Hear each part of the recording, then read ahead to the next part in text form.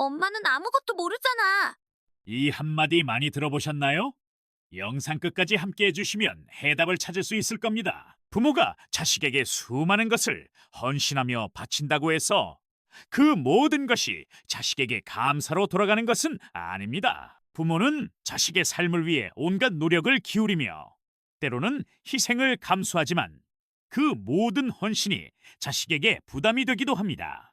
학비를 마련하기 위해 새벽부터 일하는 부모의 손길, 자취방으로 음식을 챙겨주던 부모의 발걸음, 그리고 밤늦게까지 쓰던 편지 한 장 한 장은 결국 하루아침에 무너지는 순간을 맞이할 수 있습니다. 부모의 사랑이 자식에게는 너무 큰 짐처럼 다가올 때 우리는 왜 이런 아이러니한 상황에 빠지게 되는 걸까요? 오늘 우리는 세대 간의 갈등을 넘어 진정한 소통을 찾아가는 방법을 고민해 봅니다. 70대 김명자 할머니는 손주로부터 옛날 방식이라는 말을 들을 때마다 자신이 시대에 뒤떨어진 존재처럼 느껴진다고 고백합니다. 하지만 그녀는 지역 아동센터에서 아이들에게 전통놀이를 가르치면서 세대 간의 벽을 허물 수 있는 방법을 발견하게 되었습니다. 제기차기는 손목 각도가 중요해 라고 말하는 대신 너희가 좋아하는 게임 캐릭터의 움직임처럼 생각해봐 라고 설명하면서 아이들에게 훨씬 더 친숙하게 다가갈 수 있었던 것입니다. 이 간단한 변화는 세대 차이를 넘어서는 효과적인 방법이었습니다. 김 할머니는 전통놀이를 가르치면서 공감의 언어를 배우게 되었고 이를 통해 세대 간의 이해를 돕는 방법을 발견했습니다. 이 사례에서 알 수 있듯 공감은 단지 말로서의 전달이 아닌 마음의 조율입니다. 세대 간의 차이점을 인정하면서도 서로의 마음을 읽고 이해하려는 진정성이 중요합니다. 공감의 기술은 세대를 넘어 관계의 장벽을 허물고 서로의 입장을 존중하는 데 필수적인 방법입니다. 부모와 자식 간에도 이러한 공감의 언어를 찾는 것이 관계를 더욱 깊고 단단하게 만드는 열쇠가 될 수 있습니다. 심리학자 앨리슨 고프먼의 관계리 모델링 이론은 침묵의 가치를 강조합니다.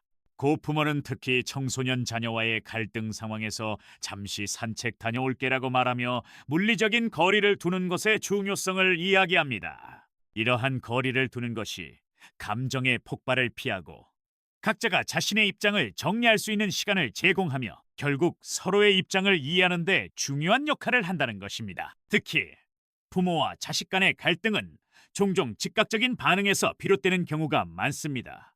감정이 격해지면 말을 해도 서로의 감정을 더 상하게 할 뿐입니다. 이럴 때 중요한 것은 말하지 않고 잠시 멈추는 것입니다. 물리적 거리가 아닌 감정적 거리를 두는 것이 오히려 두 사람 모두에게 필요한 시간을 제공하며 이후 대화는 더욱 효과적이고 의미 있는 소통이 될 수 있습니다. 부모의 침묵은 자녀에게 너를 믿는다는 무언의 메시지를 전달하며 자녀도 이 시간을 통해 자신의 감정을 되돌아보고 부모와의 관계를 재조명할 수 있는 기회를 얻게 됩니다. 2023년 가족치료학회지에서 발표된 연구 결과에 따르면 침묵의 시간을 두는 것이 갈등을 해결하는 데 중요한 역할을 한다고 합니다. 부모와 자식 간의 갈등 상황에서 감정을 진정시키는 시간을 가지는 것, 그것이 바로 관계를 회복하는 첫걸음이 될 수 있습니다. 역전의 수업, 역할 교대의 힘. 경제학자 박찬호 교수의 역할 교대 프로젝트는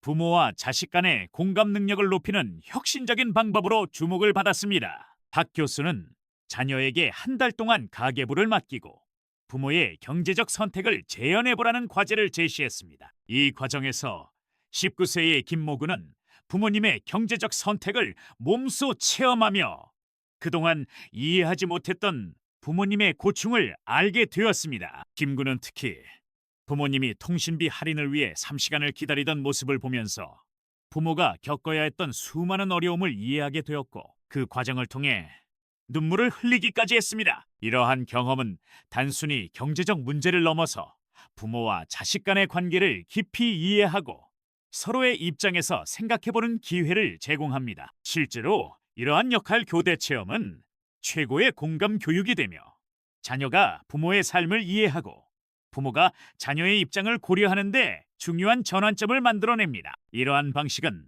단순한 역할 교환이 아니라 서로의 입장을 교환하고 서로가 겪고 있는 어려움과 고충을 직접 체험하는 기회를 제공하는 중요한 방법입니다. 부모가 자녀의 삶을 이해하고 자녀가 부모의 삶을 이해하는 과정은 세대 간의 관계를 더욱 돈독하게 만들어줍니다. 디지털 시대의 정량 재구성. 디지털 시대에 우리는 서로 소통하는 방식이 많이 달라졌습니다. 스마트폰과 인터넷이 일상적인 소통의 도구로 자리 잡으면서 가족 간의 소통에도 새로운 변화가 일어났습니다. 예전에는 손편지나 전화로 서로의 감정을 나누던 방식에서 이제는 문자 메시지, 음성 메시지, 영상 통화 등이 주된 소통 방법이 되었습니다. 가족들이 함께 모일 시간이 줄어들면서 물리적으로 떨어져 있는 가족들 간의 소통이 점점 중요해졌습니다. 이러한 디지털 소통의 변화 속에서 새로운 방식으로 관계를 이어가는 방법이 떠오르고 있습니다. 예를 들어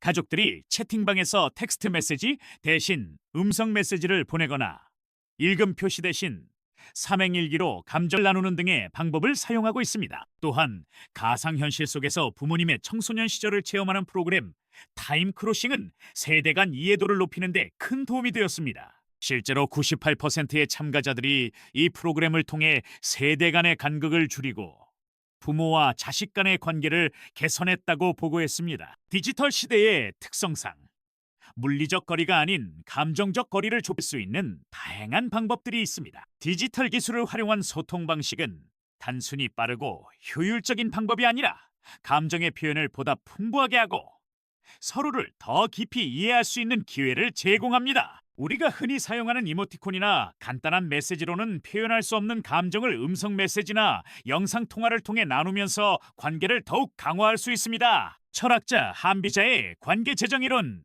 고대 중국 법가 사상에서 한비자는 사랑이 독이 되는 순간은 희생을 강요할 때라고 경고했습니다. 그는 부모가 자식에게 모든 것을 희생하는 것이 진정한 사랑이 아니라 자식의 삶을 존중하고 자식을 자립할 수 있는 인격체로 대하는 것이 진정한 부모됨이라고 주장했습니다. 이는 부모와 자식 간의 관계에서 매우 중요한 통찰을 제공합니다. 부모가 자식에게 희생을 강요하는 것은 결국 부모 자신의 인생을 자식의 인생에 투영하는 것이며 자식은 그 부담을 감당해야 하는 상황에 놓이게 됩니다. 현대의 부모들도 때로 자식에게 자신의 꿈과 욕망을 강요하고 자식의 삶을 자신이 원하는 대로 이끌고자 할 때가 많습니다. 그러나 진정한 부모의 역할은 자식이 자신의 길을 찾을 수 있도록 돕고 그들의 선택을 존중하는 것입니다. 자식의 삶을 옆에서 지켜보는 용기, 그것이 바로 진정한 부모됨의 모습입니다. 결론! 현대사회는 빠르게 변화하는 시대 속에서 부모와 자식 간의 관계도 끊임없이 변화하고 있습니다. 우리는 점점 더 많은 소통의 방법을 가지고 있지만 그럼에도 불구하고 진정한 소통의 의미를 잃어가는 경우가 많습니다. 문자나 영상통화로 소통하는 시대, 가상 공간에서 만나는 시대.